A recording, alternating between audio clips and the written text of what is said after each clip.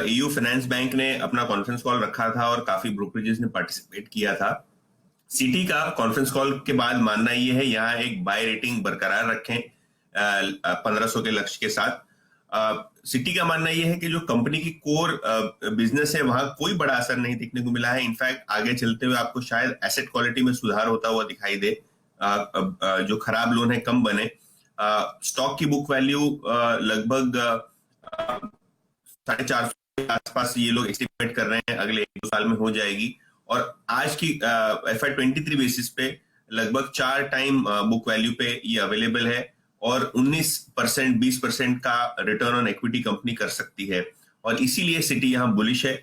और क्लियरली जो हमने इस्तीफे देखे हैं पिछले 2-3 महीनों में, सिटी का मानना यह है उस पर कोई बड़ा असर कंपनी पे नहीं होगा, क्योंकि वो सारे के सारे निजी कारणों के कारण है। दूसरी जो रिपोर्ट आ रही है वो टाइटन पे आ रही है, मक्वेरी की, जहां इन्होंने 2150 रुपए का लक्ष्य रखा है, इन्होंने टारगेट बढ़ाया है। इसका सीधा जो टारगेट बढ़ाने का कारण है वो है हॉलमार्किंग। और काफी सारे अनऑर्गेनाइज प्लेयर्स दिक्कतों में हैं कोविड के डिस्ट्रप्शन को लेके, और उसके ऊपर अब इंडस्ट्री में सोने की हॉलमार्किंग कंपलसरी हो गई है। और कहीं ना कहीं इससे ऑर्गेनाइज प्लेयर्स जैसे कि टाइटन को फायदा होगा, ऐसा मक्वेरी का मानना यह है। और कहीं ना कहीं इस कारण से ही उन्होंने आज एक बुलिश रिपोर्ट निकाली। ओके, तो यहाँ पे यतिन ने अपने मॉर्निंग देखिए, यहाँ नोमुरा का एक बेचने की सलाह का कॉल है। उनका लक्ष्य है लगभग 2400 रुपए।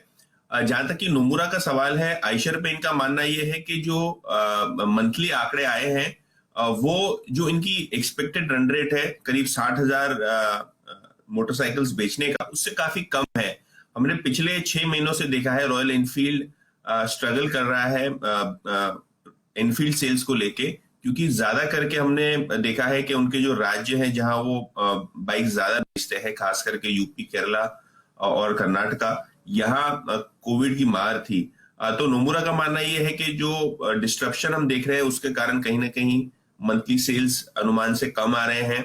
और जो नई क्लासिक 350 जो शैल जी खरीदने वाले हैं उसकी प्राइसिंग भी बहुत ज्यादा है, करीब 1.25 लाख रुपए के ऊपर इन्होंने ये प्रोडक्ट प्राइस किया है, जो नोमुरा के हिसाब से उनके एग्जिस्टिंग मॉडल्स और जो क्लासिक 350 है उससे काफी ज्यादा है। तो कहीं ना कहीं ये इम्पैक्ट डाल सकती है सेल्स पे, क्योंकि इसके ऊपर आपको इंश्योरेंस भरना होता है और काफी सारे दूसरे RTO चार्जेस होते हैं।